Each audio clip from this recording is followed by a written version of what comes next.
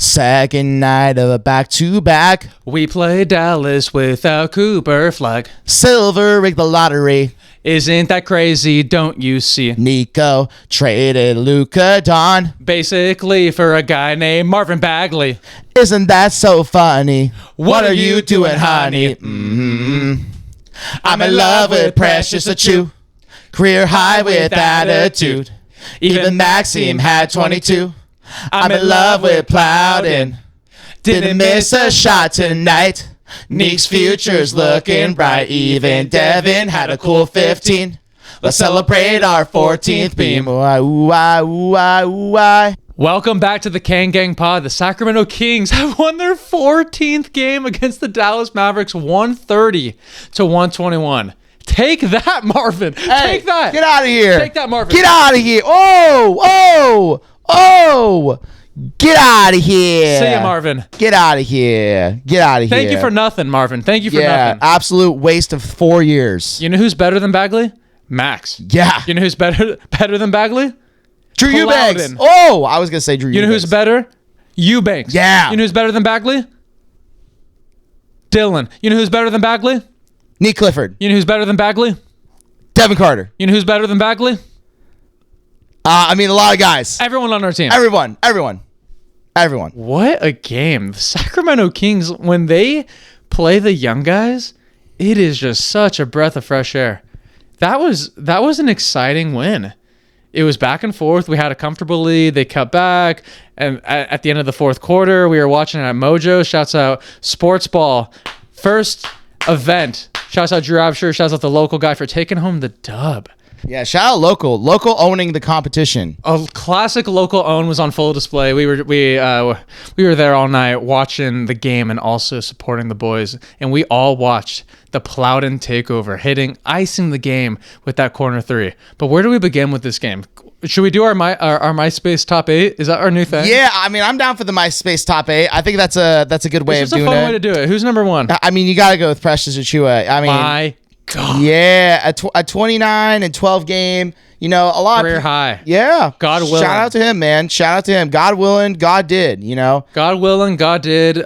God's gift. Precious Achiuwa. That whole family. Trust God. Trust God. They have the best lineage of names in the Achiuwa family. And Precious Achiuwa, my God, no pun intended, he was so precious. Blessing Achiuwa. He was a blessing. Major blessing. Achiuwa, he was a blessing. He was incredible tonight. RT, breakdown what this guy's been doing on like a night in, night out basis. He's been like... He's kind of been their best player as of the last 3 games. He's been like that missing 4-piece that we've been searching for during the De'Aaron Fox era. He would have been that. Oh, right I know. But Precious, yeah, RT, give him his flowers right now. You got to just start with 29 points, 12 boards, 13 from 19 from the field. And the best part, 3 for 3 from downtown. He had 23 of his points or 21 of his points in the first half, going band for band with Najee Marshall. 14 in the first quarter. Yeah. Crazy work from our number 1 on the list. What would you do if he's not on the roster next year? I would cry. That's the number 1 thing I would do. And then I would donate all of my savings, and even though that's not a lot in my savings account, to try to convince Scott Perry and Vivek Ranadive that we need to give him a 3 to 4 year contract as our starting 4, because this guy is he's just incredible. And this is a guy we picked up not even at the beginning. We picked him up 5 games in. We picked him up off the couch, RT. Yeah. No, the NBA didn't want him. No. And dude, he's been like, I think when it's all said and done, when the season comes to an end, obviously we're going to look back and we're going to say, who was like the biggest surprise? It's got to be Precious. It might be Precious, might be Max, but dude, Precious, going from like just getting tossed around, like no one wanted him, like becoming a free agent, no one wanting him, going into training camp, and then just staying at home and then getting the call from Mr. Perry, and he's like, I'm gonna show you all 29 other teams why I deserve to be an NBA player. And my God, he just gets better and better and better and better. Exactly. So we have nothing but incredible things to say about Mr. Yeah, he's better. Achiuwa. He's better than this guy too. He's better than this guy. I don't even know who that is. This guy. He's better than the family man. Better than the family man. He's better than the family man. So Marvin's been getting a lot of attention from us recently, and it's good to see him in a blue uniform. He almost went down with injury tonight, and we were watching that portion of the game on the wait emojis, and we're like, poor Dallas fans. Luka Doncic, Anthony Davis, stuck with Marvin Bagley. Oh wait, Marvin's actually doing like some exciting things. Goes down with an injury. Luckily for Dallas, he came back, but just bad luck for that franchise right now. And I think we have, the right to say that because our franchise has terrible luck. I think me and Sac and Dallas are kind of like in this right together. We're just at the bottom of the West, just like hoping for miracles. They got theirs last year with Cooper Flag. It's our time. So I think Dallas and Sac, we have a lot in common. Yeah, they do. I still can't believe that Nico Harrison is a human being that decided to trade Luka for an Anthony Davis. Dude. And then trades him a year later for Marvin Bagley. Dude, like what? And well, to be fair, Nico got fired. He did. In October. Well deserved. And then that next GM was like, out you go, back you go. Anthony Davis, back you go to Washington. So Marvin, you're gonna thrive here. Oh, dude. Crazy. They are very lucky that they did draft Cooper Flag. They're very lucky that the balls fell how they did. We're watching out. We're still on to you. I know it's a year later, but we are still on to you. Gambling gods. So why not give us that type of luck? We actually truly deserve it. We do. We need it. Anyways, we got obviously Precious Achiuwa went crazy, went ballistic tonight. He deserves all the praise. We were definitely winning that game with the way Precious was playing. He set the tone early on, and that's why he's our number one spot. Number 2. Ooh, number 2 for me. This actually is kind of a debate because initially looking at the box score, you want to put Max at 2, but if you look at the score and the way it was distributed in this game, I just think Daquin Plouden is the number 2 guy for me because when you go 7 for 7 and you have if you're perfect from the field and 3 for 3 from 3, had some monster dunks, you got to put him at number 2. And he hit ice. He put just ice in the veins in the end of the game. Yeah, I agree with you. I think Plowden's a number 2. Daquin Plouden, dude, what a story. I mean, he is just thriving at the end of the season. Like you couldn't I bet you he's just so happy. I'm just really curious what we're gonna do with a two-way guy that's what 27 26 27 That's the only thing. Like if Plouden was 21 22, oh dude, Kings fans would be going crazy. We still are. We're showing lots of, and we don't want to like say anything bad on him because of his age, because that's just not fair. But like a two-way guy doesn't necessarily, I mean, I could be wrong, but normally you don't hit your stride this late in the career as a two-way guy. I don't know. In a perfect world, this would have happened if he was 21, 22. That would have been the perfect situation, but it is what it is, and I'm here for the ride. I'm actually I'm extremely impressed by what Plouden's been doing, and yeah, dude, not missing a shot on a second night of a back-to-back after having a great night the night before and carrying it over. That's just who knows what will happen with Plouden. What is your prediction with him, you think? Yeah, I think he plays the rest of the way. I'm talking about like, or just next season. Yeah, it's really tough because I feel like we've had so many players just these last couple years with similar things. Like you look at Isaac Jones, he was getting a lot of run towards the end of the year, especially in the summer league. Same thing with like Isaiah Crawford, and I know that people were really looking at him.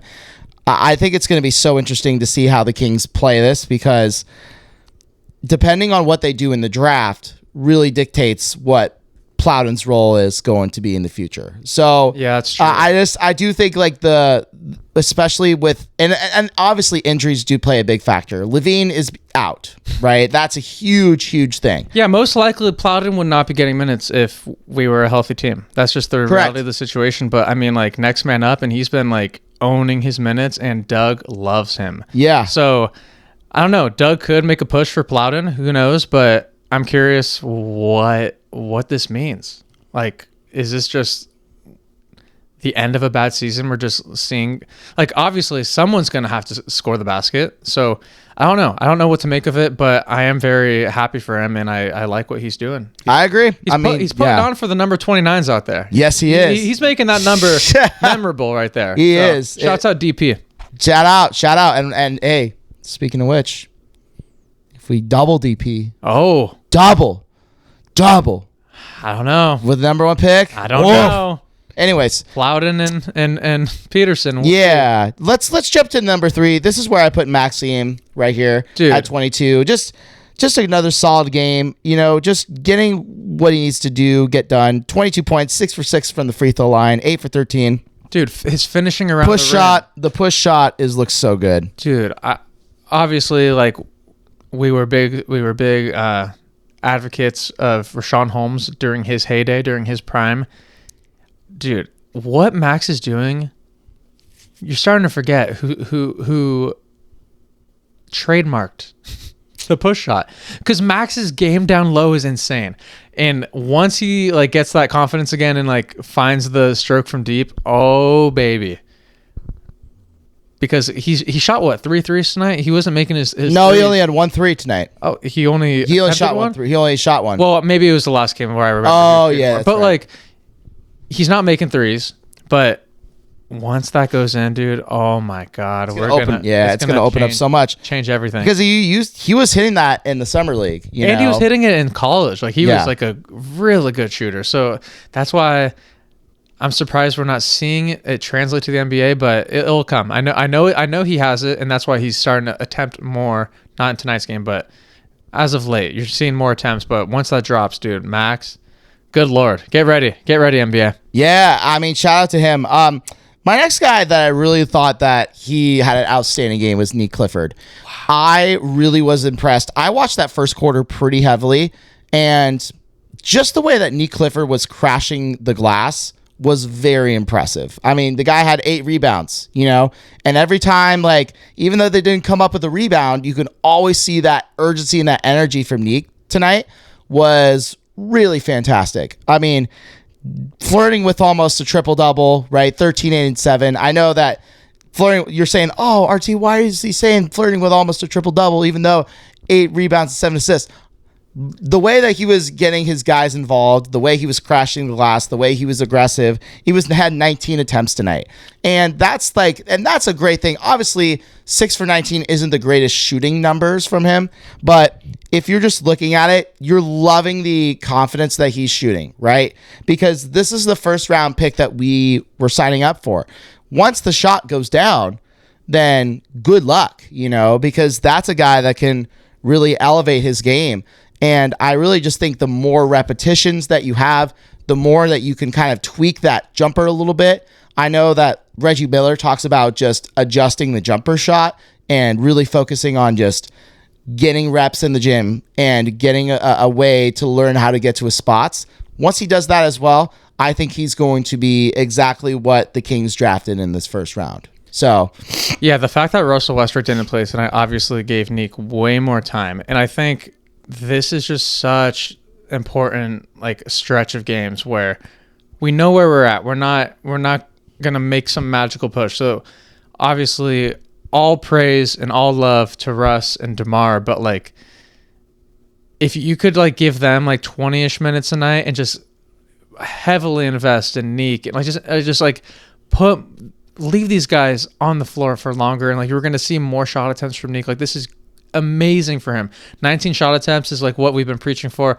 Obviously, if Keegan Murray didn't go out, we'd love to see him get those shot attempts, but that's the next perfect guy. He's the next perfect guy to get those attempts. And the fact that he's doing not just scoring, rebounding, and we saw the playmaking ability in the summer league, and now we're seeing it now because we were preaching this whole season, more minutes, more opportunity, and more learning. And that's what we're seeing right now. So 13, 8, and 7, I agree with you. That is heavily flirting with a triple-double. And, guys, he's a rookie. This is year 1, and he's at a point in the season where he could fire up 19 shots.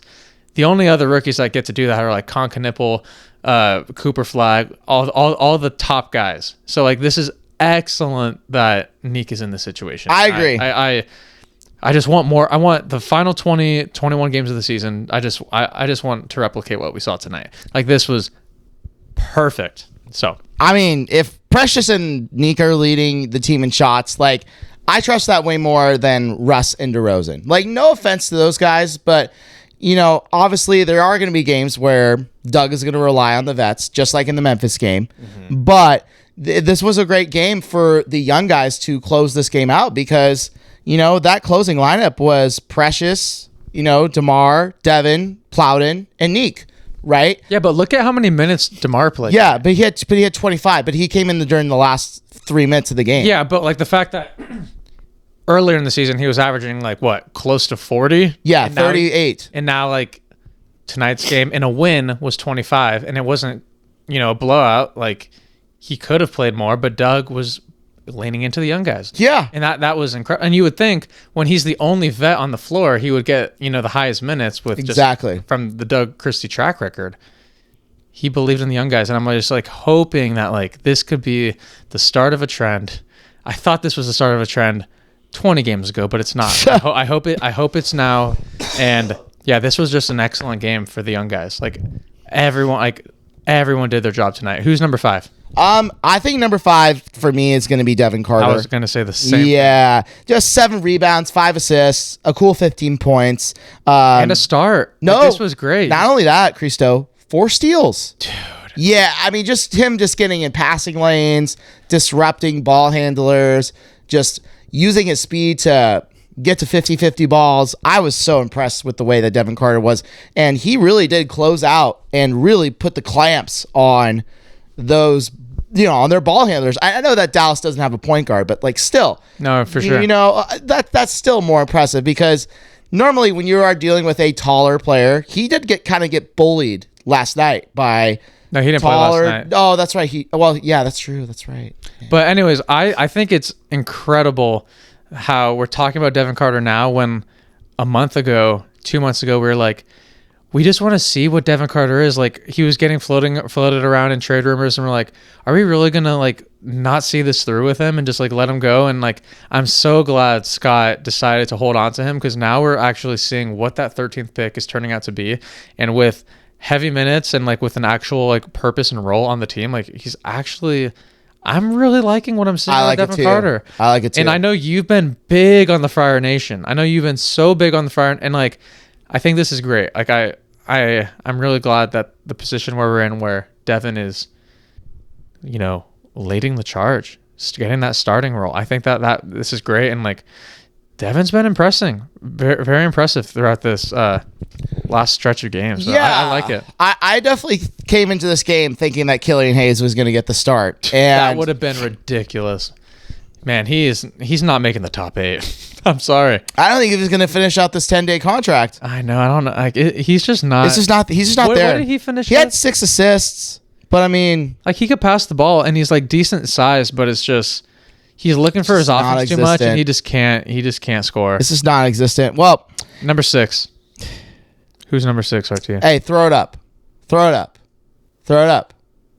Throw it up. Oh yes, dude. We haven't talked about the U in so long, and he's honestly like, this is a perfect role for him.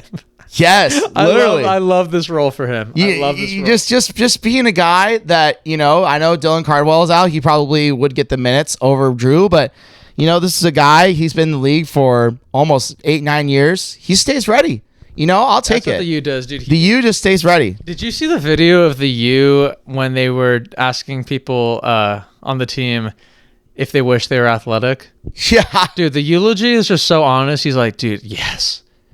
Oh, yeah. He's like, dude, I wish. He would be a freak if he was imagine athletic. The eulogy had Blake Griffin hops. Oh, raps. Dude, the whole world would be throwing up the raps. Yeah, dude, raps for the league. That would be just amazing. Yeah, shouts out the eulogy. We haven't been talking about him. I mean, we haven't really had too many reasons to bring him up, but I'm glad that you put him in the top 8. Yeah, and after I kind of put the cutoff there because DeRozan had 7 points, Malik Monk had 8 points. You know, they don't make the list. Yeah, and then Baldwin and Killian Hayes are just there. So instead of the MySpace top 8, what is this list called? It is the Kang Gang top 6. The Kang Gang top 6.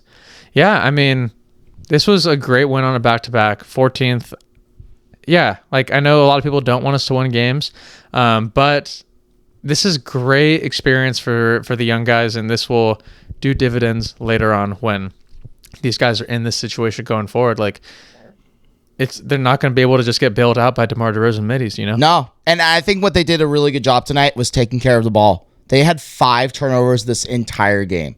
That's which is actually by Kings standards unheard of. Yeah, it's very unheard of because you always think like when you ever watch a Kings game and you look at the stats, it's like very clear that this team, any team during this drought and then post drought and the brand new drought, is they just turn the ball over. They just are careless with the ball. They're lazy because last night's game, my goodness, I couldn't count. I could count how many times they turned the ball over, and tonight they took care of the ball. They were fantastic. They had 2 turnovers in that second half, which is even better. Wow. That just shows that they are taking care of the ball and they're just really doing what they are doing. I really like how they're cleaning up their turnovers too. So there is a positive side to this, and partially it's because Russell Westbrook is also out. So there is no that knock on devil's Brody. advocate. That's just his game. His game is a little. He's aggressive. He's pushing the pace, and that's fine. Like, but yeah, that's very, dude. I can't even like. I was like shocked when hearing that. Yeah, because I wasn't stat checking while we were at Mojo's, but. Wow, dude. Yeah. Normally we get 5 turnovers in the first quarter. Even more. Like for the majority. Third quarter Kangs is like where we turned the ball over, and they just did an excellent job of doing it. They had 11 steals tonight too, which is a lot of it was from Devin Carter, just intercepting passing lanes and just using his speed to get to 50-50 balls, like I said earlier. I was just super proud of the way that the Kings have played, because this was a great game to really kind of show that, like, hey, these young guys can play defense. Dude, I would love to just see a final 20-game sprint of just the young players. The young dudes. Just them. Like, I would love to see what they could do. It would be, because that's what it's going to look like going forward. And, like, I can't stress enough, this is such an important time for them. I agree. And, man, I wish Dylan was out there. I know. Well, hopefully Dylan gets some time before the season ends. That's... Dude. Hopefully we just get a couple more of these. Please. I'm taking my mom to a game, and I want her to see. She needs to know Dylan doing this. Dude, Dylan would turn into prime DeAndre Jordan if he was playing in the last 20 games. I know, dude. And then I mean, come on, like, or Aaron Gordon, dude. He's got a lot of potential. I'm very excited to see. I'm so excited for Dylan, man. I'm so excited for Dylan. Well, yeah, shouts out Max, shouts out Precious, shouts out the Kangs for getting the 14th win.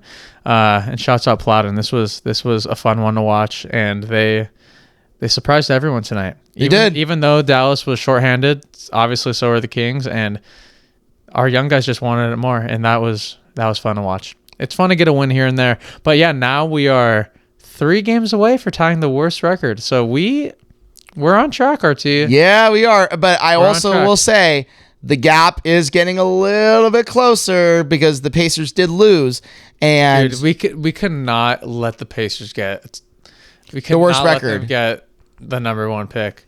I cannot imagine Halliburton, Zubac, Siakam, and Neesmith, say Shepard. Who would you throw in with that? Probably Darren. DP? Darren or AJ. Dude, that would hurt so bad. Like, and if they do, they could mess around and flip Siakam for like another top pick. Who knows, man? It's crazy. Dude, Indiana is going to be, they know exactly what they're doing. They're eyeing the bottom of the league, and they're like, just whoever we get in the draft, we're going to pair him up with Siakam, Halliburton, and Zoo. Oh, no. Oh, Lordy. No. Buckle up. No. Buckle up, Eastern Conference. Indiana is going to be right back. Yikes. Because I remember in the past pod, I was like, I don't know if Zubac really makes them. Because I wasn't thinking about just Zoo. I mean, I was only thinking about just Zoo. I wasn't thinking about the addition of the draft. I just wasn't. No. Oh, my God. No. And you know what's crazy? The Pelicans used to have that pick, too. Oh, dude. That poor. Like, we're a poor franchise, but there's a lot of. Joe Dumars is just. We could relate with Chicago. We could relate with New Orleans, Dallas. Anyone else? Brooklyn, I think, is just Brooklyn's like in their own lane. They're in their own lane of rebuilding. Like, because they had 5 first-round picks. Like, that's on them. And they freaking whiffed on all 5 of them. That's completely on them. Yeah, and like I feel bad for Jordy because Jordy is he's a hell of a coach. Yeah, but, we love Jordy. You know, I feel like Jordy's time might be coming to an end very shortly.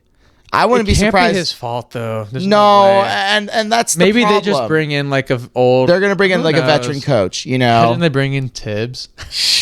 Yeah, that would be wild. That'd be funny. Archie, is there any other big news that's going on in the NBA or in the Kings world that we haven't shed light on? Obviously, we were just kind of talking about the good things that happened in today's game, but is there anything else that we should end the pod on? Is there any other? I think you know, kind of looking at the league right now, as we get closer and closer to April, you know, the San Antonio Spurs have won 11 straight games. Did they win tonight? Yeah, they did. Who did they play? They played the Nets. Oh, okay. Yeah, they won 11 straight games. Yeah, pull up San Antonio's schedule going forward.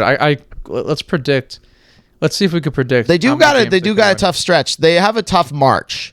They actually have a pretty tough March. They got to play. So who do they play next? They play the Knicks next, and that's a great game. They play the Knicks. That's a play-in. That's a finals matchup. Play-in finals matchup. That's an NBA finals matchup right there. Okay, so they play Knicks, then what? Then they play the Sixers.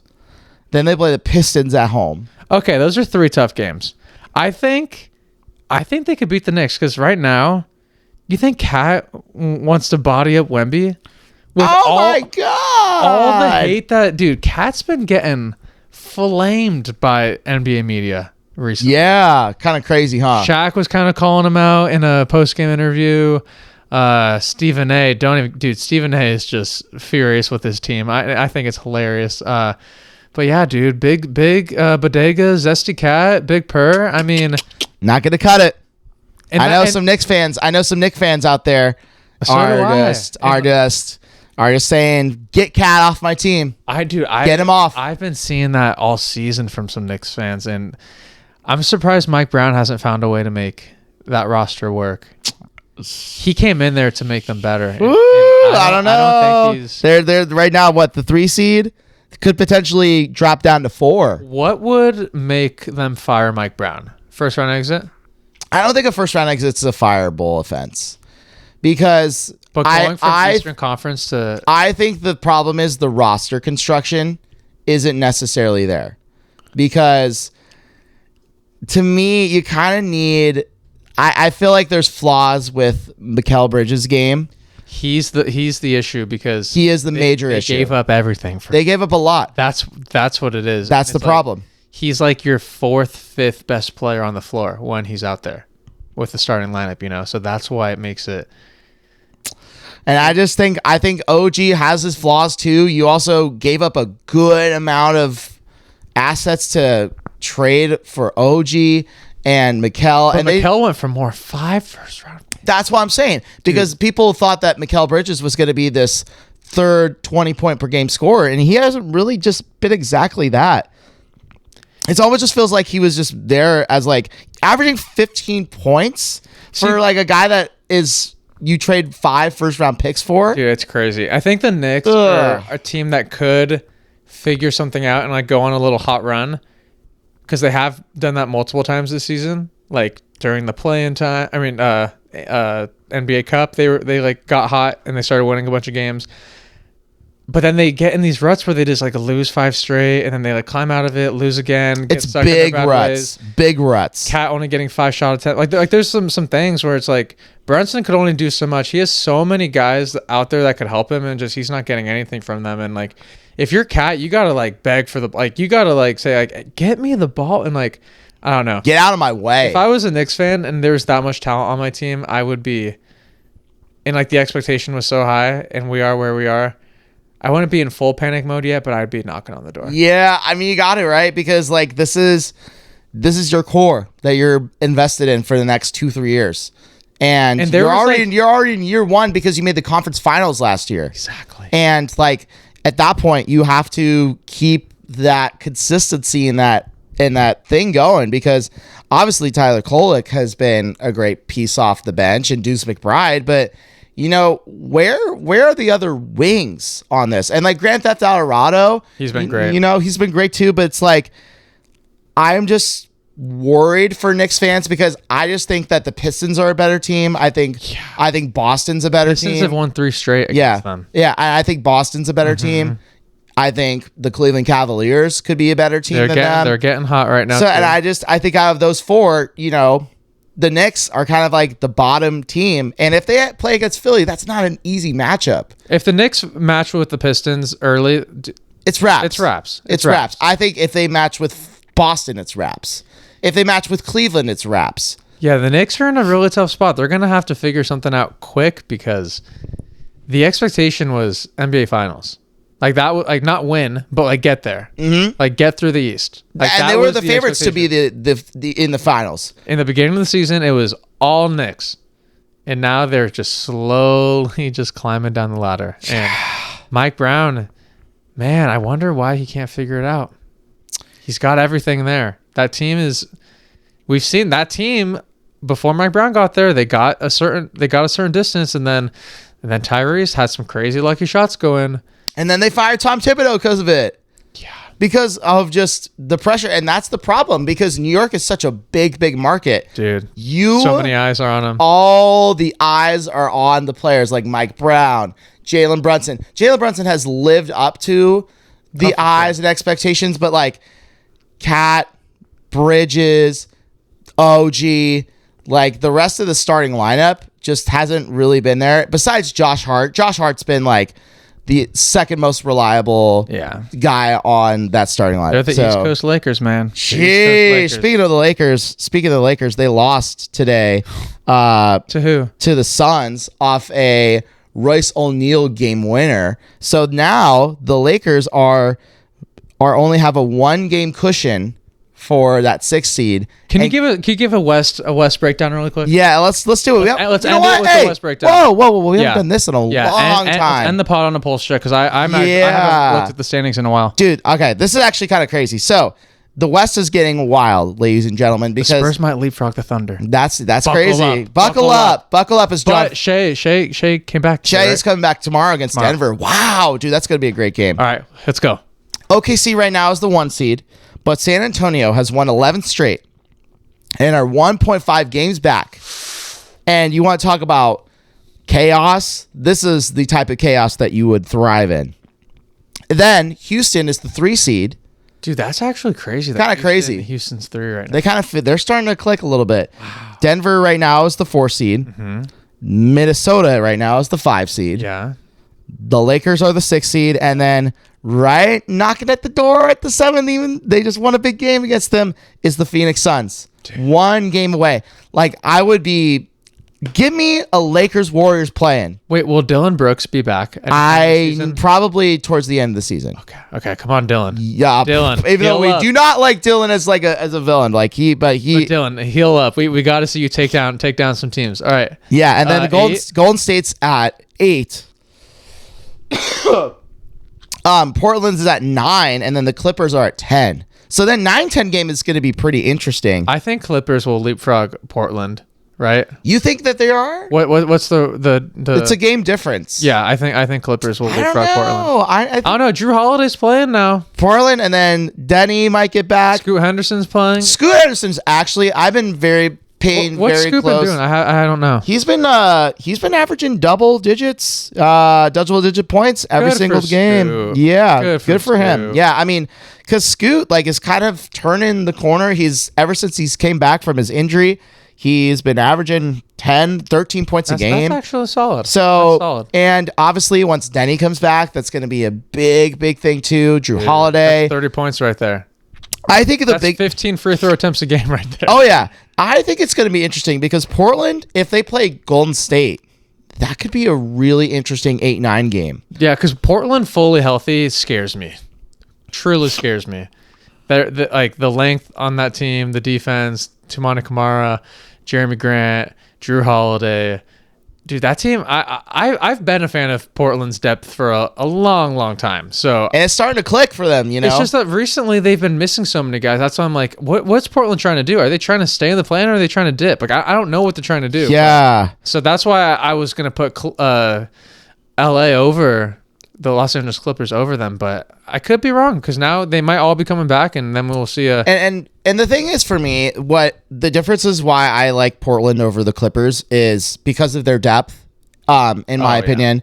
But when you look at the Clippers overall, right, you look at Kawhi Leonard and Mathurin. Those are like two guys that really... He's been great for the Clippers. Been crazy. Been great for the Clippers.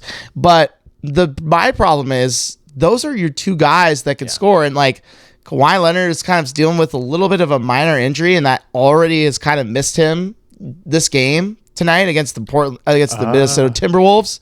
So there is that where you kind of have to flirt around with it. Who's 12 or 11? 11 is the Grizzlies. 11 Grizz, 12. And then 12 is the Dallas Mavericks. 13 is Utah. And then kind of right behind them is the Pelicans. They're only a half game out of the 13 spot. They're trying. They're climbing. Did you see DeJounte Murray tweet to some people that he believes that they can make a play-in push? DeJounte Murray on Twitter. Wait, how many games out are they? They're like 11 games. And they're like, DeJounte Murray is kind of he's been solid, man. 2-0. 2-0 since he came back. Dude, so it makes you wonder. DeJounte Murray, incredible. I would love to see. I would love a Pelicans resurgence. Like the final 21 games, they just go like say they go 16-5. That's great momentum going into next year. That could maybe get them 11. 11. Yeah, 11. Dude, 11. Getting to 10. You just gotta win games. That's gonna be hard. Yeah, you gotta win games. That's crazy. He tweeted that. That's he literally wants to go for a play and push. Well, like he believes in that. And let me just read the tweet. Let's clear the air because blank a source. Me or my agent never requested a trade out of New Orleans, all caps, by the way. Joe and the whole organization know I was locked in to come back better than ever to help make this play and push and whatever comes after that. It's about to get fun. And it's like every word is in all caps, which is even great. Love it. If you're a Pelicans fan out there, DeJounte's a solid. I'm glad he's back. That's awesome that he's deciding to play in the final 20ish games. And yeah, like you said, 2-0. That's incredible. So shouts out to DeJounte. We'd love to see a Pelicans. Hey, you know what? That would be awesome because all the teams ahead of them don't want to win. So that could be a chance for them to kind of, and they don't have their first round pick. So any chance that they can, yeah, I know, because then sabotage it goes to Atlanta's pick. Atlanta. Oh, it's Atlanta. Yeah, dude. Come on, Pelicans. Climb up, dude. Climb up. I also think it also is interesting because it also could go to Milwaukee if Milwaukee jumps higher. It's a weird conundrum. Dude, yeah. What Mother's Day?